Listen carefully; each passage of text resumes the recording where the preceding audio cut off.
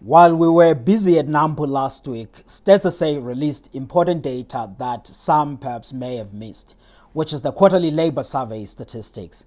And we look at this closely as agricultural community because we are a sector that also prides itself for creating employment in some of the deep rural areas of South Africa. Now, what did StatsSA say? The data shows that in the first quarter of this year, there were still many South Africans that are working in agriculture, about 941,000 people. Now, if you look at that data and you compare with the same period last year, it is up 6%.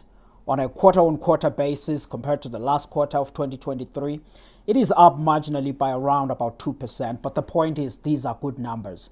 And you take this 941,000 people in primary agriculture, you compare it with the long-term employment level in South Africa's agriculture. It is well above that because the long-term employment is somewhere around about 780,000 people. Now, important question is whether this was excellent employment in particular subsectors or across the agricultural community. And when we look closely in this data, it shows that it was an improvement in employment conditions across all of the major subsectors. That's your horticulture, fruit and vegetables, livestock and poultry, and also within the grains and the oilseeds, there were somewhat still solid employment conditions. And of course, people may wonder to say, but you've been recording and talking about the drought in the grain industry. Why then are we still talking about the employment? Where is the impact of that particular drought?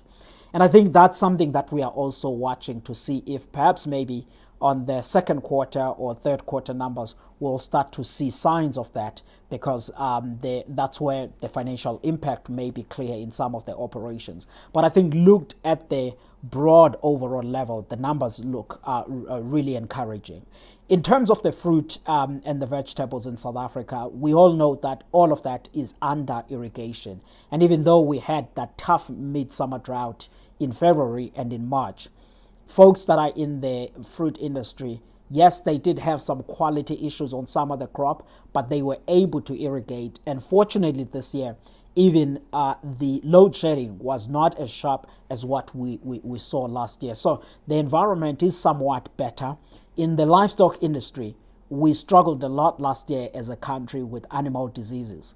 There's still some of the challenges here and there, but I would still say in the first quarter of this year, we are far better than what we saw last year.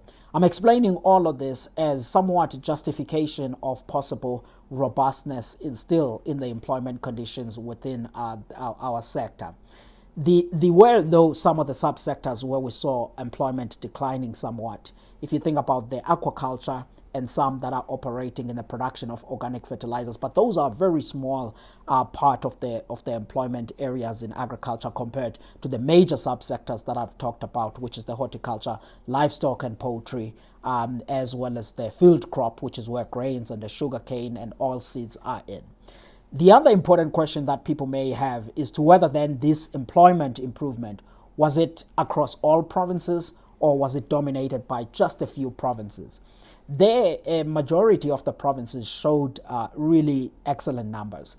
The Eastern Cape, Northern Cape, Northwest, Gauteng, Limpopo were some of the provinces that showed improvement in employment. We were surprised to see, though, that the Western Cape, Limpopo, are among some of the provinces, even the KZN, that actually saw a bit of a decline in employment because these are also the provinces that have a large area that is under horticulture production. But that's how the numbers look like. And I guess the essential message in this video is to say agriculture is still one of the significant employers. Perhaps someday we will talk about the employment conditions in the secondary part of agriculture, which is agro-processing, because even still there's a lot more good work that this sector is doing.